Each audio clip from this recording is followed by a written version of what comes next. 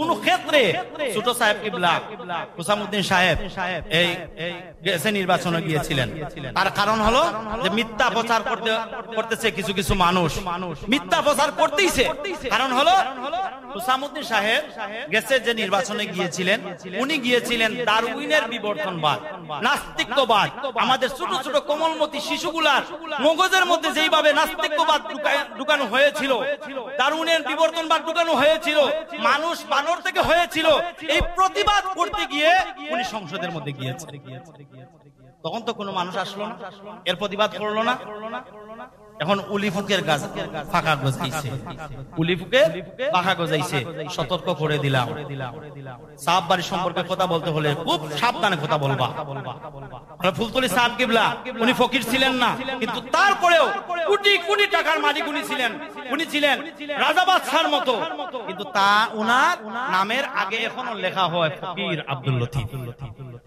তার কারণ কি জানে?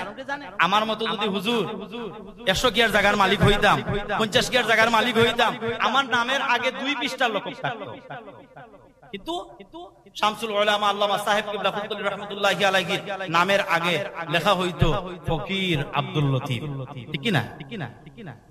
এই যে এমন একজন মানুষ ছিলেন, ওনার অক্লান্ত পরিশ্রমের মাধ্যমে আজকে দেশে বিদেশে কুরআনুল কারীমের খেদমত চলতেছে। ঠিক কি না বলি?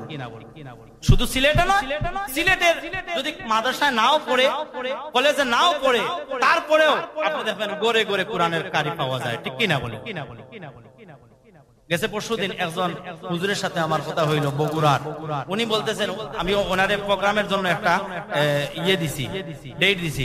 উনি বলতেছেন যে হুজুর আপনাদের সিলেটে এসে আমি প্রোগ্রাম কিভাবে করব, কারণ হলো আমার অনেক ভয় লাগে। আমি বললাম হুজুর কিসের জন্য আপনার ভয় লাগে? বলে সিলেটের মধ্যে প্রতিটা গড়ে গড়ে কুরআনুল কারীমের কারি পাওয়া যায়। এখন যদি আমরা মাহফিলে বসলাম, আলোচনার মধ্যে যদি আমরা কুরআনুল কারীমের আয়াত তেলাওয়াত করি, তাহলে তো আমরা করে ফেলবে। আর ওই সময় যদি আমরা লজ্জা পাই, শরম পাই, তাহলে তো আরো বড় সমস্যা।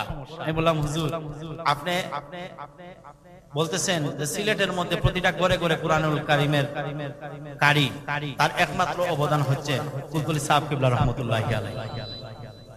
বাংলাদেশের মধ্যে নেতার অভাব নাই, বাংলাদেশের মধ্যে পীরের অভাব নাই, কিন্তু সবাই যদি কুরআনুল কারীমের খেদমত করত, তাহলে আমাদের বাংলাদেশটা, এই দেশটা সোনার দেশ হয়ে যেত। ঠিক কিনা বলি?